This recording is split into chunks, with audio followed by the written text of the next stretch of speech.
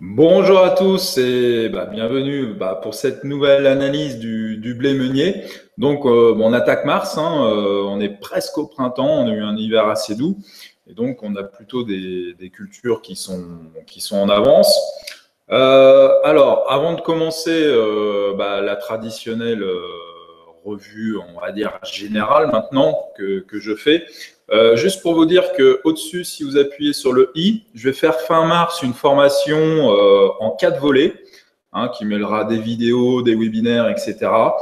Et dont le thème sera quand vendre. Donc, appuyez sur le i, cliquez sur le lien, et puis il suffit juste de déposer son email pour être prévenu des dates, parce que j'ai pas encore défini les dates. Et on fera ça fin du mois, donc ça va être un gros, je travaille dessus maintenant depuis plusieurs mois. Donc ça sera, j'espère, quelque chose qui vous plaira. En tout cas, c'est un gros travail pour moi. Alors, juste quelques news des marchés. On va commencer par l'Europe, qui est toujours en crise avec ses migrants. Les migrants, on en parle beaucoup actuellement et ça pose un problème en Grèce. Alors, je me pose la question de ce qui va se passer en Grèce parce que c'est vrai qu'ils ont déjà beaucoup de problèmes. En plus, on leur rajoute ce problème-là. Et je crains que si on n'arrive pas rapidement à leur apporter une solution, que la Grèce finisse par un peu par remuer dans les brancards et que c'est des répercussions sur les marchés si, je sais pas, ils menacent de partir ou je sais pas ce qui peut se passer. Mais ça me dit rien qui vaille cette histoire. Sinon, sur le Brexit, par rapport à l'Europe, on attend toujours le résultat. Bon, a priori, le Premier ministre Cameron s'est rangé du côté plutôt de l'Europe. Maintenant, on défend l'Europe. Et ça a dû rassurer les marchés. Enfin, je ne sais pas en tout cas l'impact réel, mais les indices actions qui sont descendus pour le CAC 40 en dessous des 4000 points, on est bien remonté puisqu'on est proche maintenant de la résistance des 4500 points. Donc, à voir si on peut remonter au-dessus de cette ligne de flottaison ou pas. Mais en tout cas, on a vu une belle remontée. Donc voilà, bon, pour l'instant, ça s'est un peu calmé. Alors, par contre, des choses qui sont plus en direct avec le marché des céréales. Le premier truc, c'est le fret, qui, pour deux raisons, est vraiment au plancher. Le fret maritime, le pétrole déjà, et puis la demande chinoise. Du coup, puisque c'est les Chinois qui utilisent beaucoup le fret maritime, comme la croissance chinoise est en berne, fatalement, le fret maritime est en bas. Et donc, il faut comprendre que sur le marché des grains à l'exportation, un fret maritime bas, ça veut dire que ça donne beaucoup plus de choix aux pays importateurs, comme les pays du Maghreb, pour importer des marchandises de l'autre bout de la planète. Alors, surtout qu'il y a des pays qui ont dévalué leur monnaie de manière impressionnante depuis quelques mois par rapport au dollar. Ce qui fait que leur marchandise sur le marché devient très compétitive et accessible par le fret maritime. Et donc, nous, on se retrouve en concurrence avec finalement des marchandises très compétitives, quoi. D'ailleurs, on a vu l'Égypte qui a acheté du blé à je ne sais plus quel pays, donc ce n'était pas dans leurs habitudes. Tout simplement parce que le marché, du coup, donne des opportunités d'achat à ces pays-là et ils en profitent, ils ont bien raison, ça représente des sommes considérables pour eux et ils en profitent. Alors, on va passer tout de suite à l'analyse. Donc, comme d'habitude, je vais ouvrir donc mon ordinateur. Alors, attendez un petit peu que je fasse donc plein écran. Donc là, normalement, ça devrait être bon. Hop. Et donc, on va passer. Alors, je vais mettre, comme d'habitude, mon analyse mensuelle et on va attaquer par là. Voilà. Donc, normalement, vous devriez voir tout ça. Donc, le graphique mensuel qui on va le voir, donne des informations pas forcément super optimistes, en tout cas. Alors, première chose qu'on peut faire, bon, déjà, on peut tracer cette résistance au niveau des 180 € de la tonne. Alors, j'essaye d'être à peu près droit. Voilà. Et voilà, on a ce niveau-là, le niveau des 160 €. Alors, on est sur le graphique continu. Donc voilà, donc le dernier niveau des 160 € a été enfoncé par le bas en février. Alors, le truc qui est plutôt, enfin, pas dire rassurant, mais qui peut à la limite nous donner un peu d'espoir, c'est que vous voyez le chandelier en fait qui a participé en fait à la cassure de ce support. Bon, il n'est pas d'une taille astronomique. Et en plus, vous voyez que la partie supérieure est un peu plus grosse que la partie inférieure. Et moi, dans les cassures, j'aime bien que la partie inférieure soit au moins d'aussi grande taille que la partie au-dessus de la ligne de flottaison, donc les 160 €. Donc, bon, voilà, c'est pas très rassurant. Mais ceci dit, voilà, bon, on aurait un grand chandelier qui serait arrivé plutôt peut-être vers, je sais pas, 150 €, enfin quelque chose de plus tranché. Bon, on aurait peut-être plus avoir davantage peur.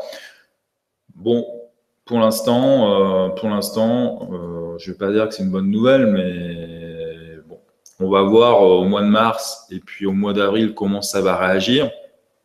Mais on peut avoir un rebond sur ces niveaux-là. C'est tout à fait possible.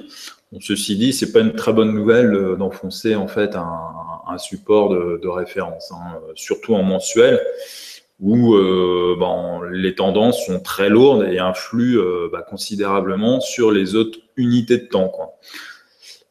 Alors, je voudrais vous montrer autre chose sur ce graphique. Cette chose, c'est ça. C'est qu'on a en fait, on peut le tracer comme ça, on a une espèce de canal baissier. Alors, je finis de tracer. Donc, il frappe ici, il frappe ici, il frappe ici, il frappe encore là. Donc, j'ai bien en fait 4 points qui me permettent de définir en fait un canal baissier. Et comme par hasard, on se retrouve aujourd'hui pile poil sur ce niveau. Alors, attention, hein, je ne suis pas en train de dire que ça va rebondir et remonter parce qu'on peut très bien ramper. On voit souvent ça dans les canaux, un peu moins sur les unités de temps, comme le mensuel des grosses unités de temps. Mais on peut très bien voir en fait les cours qui vont décliner là. On peut très bien passer en dessous. D'ailleurs, et puis on irait voir quelque chose, par exemple, comme par ici, hein, qui serait peut-être pas très marrant. On voit que ça s'aligne à nouveau très bien. D'ailleurs, hop, je vais changer. On voit qu'on est à peu près sur la médiane du mouvement. On peut encore reporter, je pense. Donc là, on a un cadrage en fait du mouvement qui est plutôt pas mal. Hein, on trouve une certaine logique. Et donc là, on se trouve sur ce point-là et peut se demander si ça va rebondir ou pas. Donc, pour l'instant, on n'y est pas encore. Ce qui est sûr, c'est qu'il vaudrait mieux pas casser à nouveau cette ligne de tendance baissière. Parce que là, on serait vraiment très mal. Ça voudrait dire qu'on pourrait aller vraiment très, très, très bas. Et bon, là, je sais pas ce qui pourrait se passer, mais là, ça serait vraiment la très, très grosse crise, quoi, en gros. Donc voilà pour ce graphique. Une dernière chose, c'est au niveau du MACD. Bon, on a vu qu'après plusieurs faux croisements, on a fini par croiser à la baisse cette fois-ci. Donc, c'est plutôt pas bon signe, mais de toute façon, c'était déjà entériné depuis déjà quelques temps, hein, puisqu'on voit qu'on était parti de 200 € la tonne environ, et puis aujourd'hui, on est autour des 150. Donc voilà, donc pas franchement de bonnes nouvelles, mais bon, on est dans la droite ligne. Espérons que ce fameux canal baissier tienne en mensuel, ce qui nous permettrait de limiter un peu la casse, voire de rebondir à partir de ce niveau-là. Pour l'instant, il est un peu tôt pour le dire, et on va tout de suite passer en échéance hebdomadaire pour voir ce qui se passe. Alors, hop, je change de graphique. Donc, en échéance hebdomadaire, on retrouve évidemment notre niveau à peu près autour des 180 € de la tonne. Bon, on est toujours sur le graphique continu en mai 2016. Donc, voilà, hein, le dernier niveau de référence, entre guillemets, c'était les 180, 175, on va dire.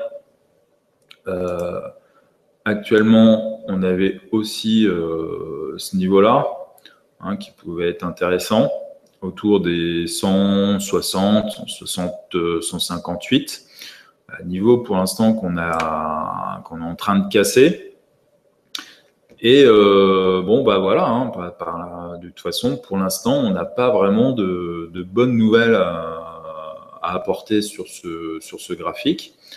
Un peu comme, on va dire, l'analyse mensuelle, bon, on peut voir que on retrouve ce canal baissier, hein, ce qui est logique, hein, puisqu'on l'a vu en mensuel.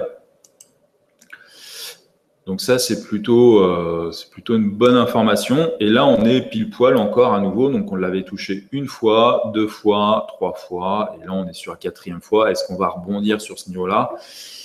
C'est encore un peu tôt pour le dire. Ce qu'on voit au niveau du MACD, c'est que pour l'instant, on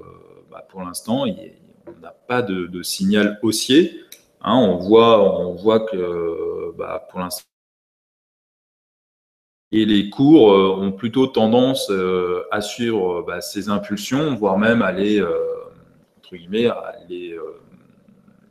les exploiter de manière encore plus exagérée.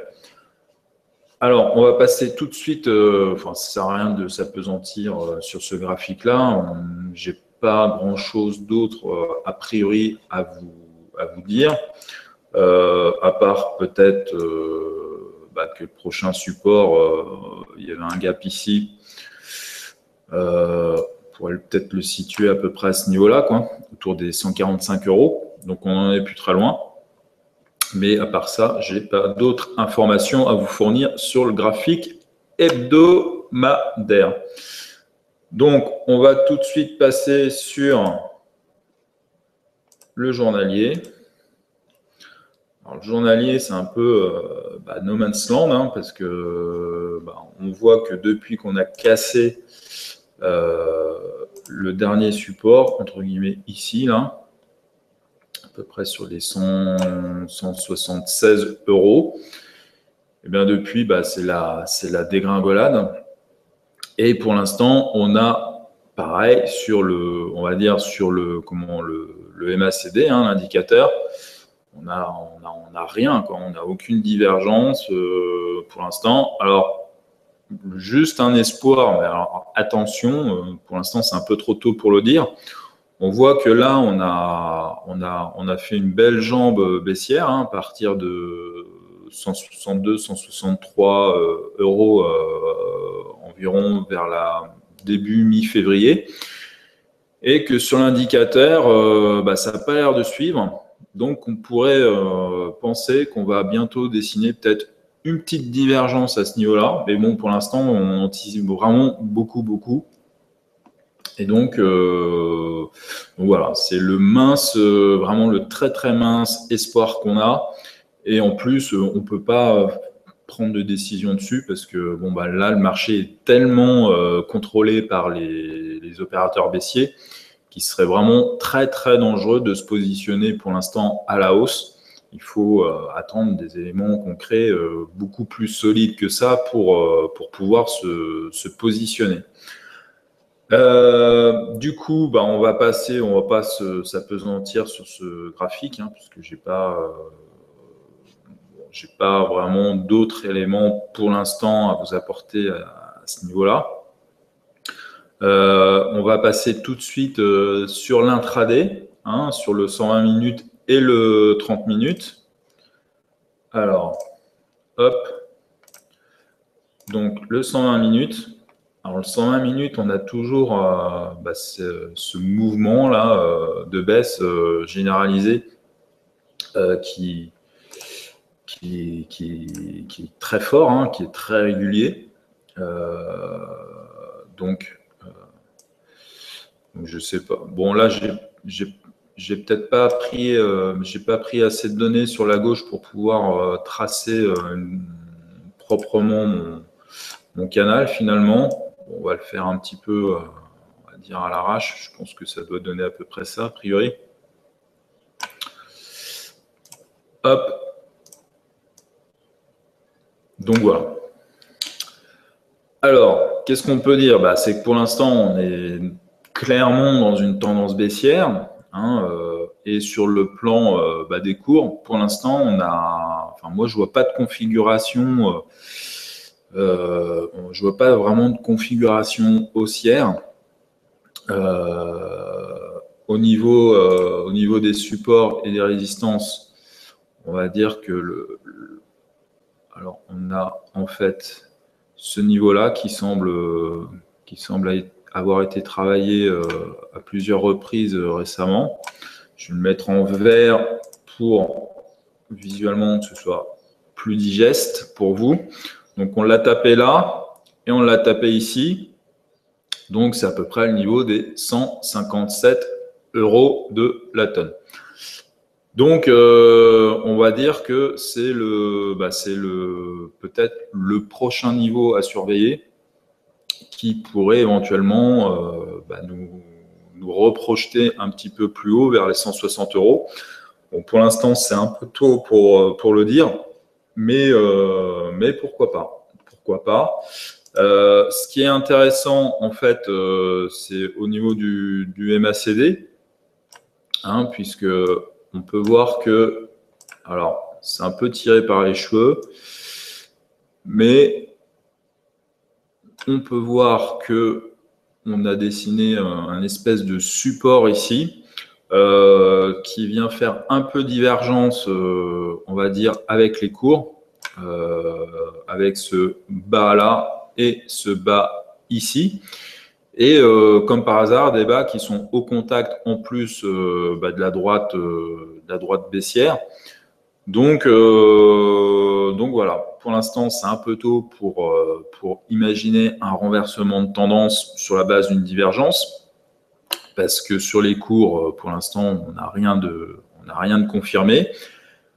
Mais ceci dit, ça peut être intéressant. Donc, il va falloir vérifier dans la semaine là, qui vient, voir comment se comportent les cours.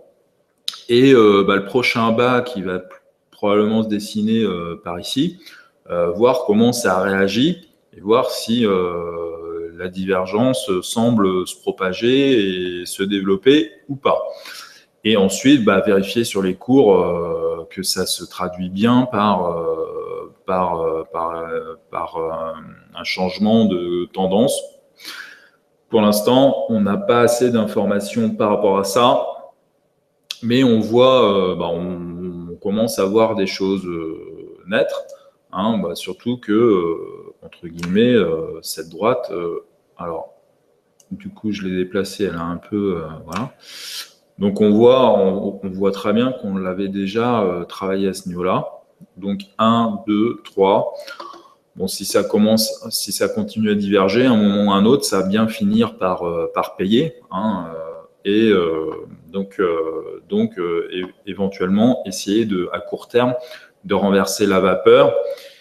Et pour peut-être au moins une pause, revenir sur une précédente résistance, voire peut-être un petit peu mieux. Mais pour l'instant, c'est beaucoup trop tôt pour le dire. Alors, on va regarder quand même le graphique en 30 minutes, voir ce que ça peut donner. Alors, je l'ai ici. Donc, on a toujours, évidemment, on a toujours notre tendance baissière. Alors, hop. Donc, on a toujours notre résistance au niveau des 150, on va dire 157, 56, 50. Donc là, évidemment, plus on descend dans une unité de temps, plus les niveaux sont précis. Donc voilà. Donc là, aujourd'hui, bon, on est toujours dans notre tendance baissière. Je vais pas retracer le canal. Ce qui est très intéressant, c'est éventuellement ça. Alors, on voit qu'on a une fois, ici 2 fois, ici 3 fois. On a tapé 3 fois ce support en MACD. Donc, il fait office, entre guillemets, un petit peu de divergence. Bon, ceci dit, on l'avait déjà ici. 1, 2, 3. Les cours continuent de baisser. Donc, le signal n'est pas encore très puissant. Ceci dit, c'est quand même quelque chose on va dire, d'intéressant. Alors, pour l'instant, on n'a pas assez de matière pour une configuration de retournement. Bon, il faut suivre les cours et voir un petit peu ce qui peut advenir de tout ça. On voit très bien quand même que cette résistance-là, si on revient la retester, elle peut servir quand même de niveau quand même de référence. Ce qui était pas arrivé depuis longtemps, parce que si on trace à peu près la même chose lors de ce haut-là, le dernier bas, en fait, était ici et ça faisait un gap assez important pour les cours pour aller se retourner. Alors que là, on a vraiment une ligne de pivot qui peut être intéressante à tester pour les haussiers. Et donc, on va voir, je pense, assez rapidement ce qui pourrait se passer sur ce niveau-là des 156,50. Donc, pour conclure cette analyse, je ne vais pas tergiverser davantage. C'est que, à un long terme et à un moyen terme, pour l'instant, on a très peu d'espoir. On n'a pas de configuration haussière. Tout est plutôt par le bas. Bon, on a peut-être des petits indices par-ci, par-là, mais rien de vraiment très probant. À court terme, c'est un peu pareil, mais on a des structures éventuellement de retournement qui pourraient être mises en place prochainement, mais pour l'instant, pas vraiment de choses très précises. Donc, en gros, si les baissiers veulent garder la main, pour l'instant, ils peuvent. Ils ont tous les atouts dans leur manche. Et les haussiers, ils pourraient profiter éventuellement de faiblesse momentanément des baissiers pour reprendre la main et éventuellement essayer de ramener les cours pour faire un rebond. Mais pour l'instant, on n'en est pas du tout là. Donc, le niveau, en tout cas, à court terme, cette semaine, à retenir, c'est les 106,50, 156,50. Donc, si les cours reviennent à ce niveau-là, il faudra y regarder, puisque c'est le niveau pivot à court terme qui devrait peut-être nous amener un nouvel espoir. Donc, voilà pour cette nouvelle analyse. Comme je le disais, cliquez en haut sur le i si fin mars, vous voulez suivre ma fameuse formation en 4 volets où on abordera le le thème, un des thèmes sera apprendre à quand vendre. Je sais, ça c'est quelque chose qui vous turlupine pas mal. Et puis, quant à moi, je vous souhaite une bonne fin de semaine et à très bientôt pour une analyse.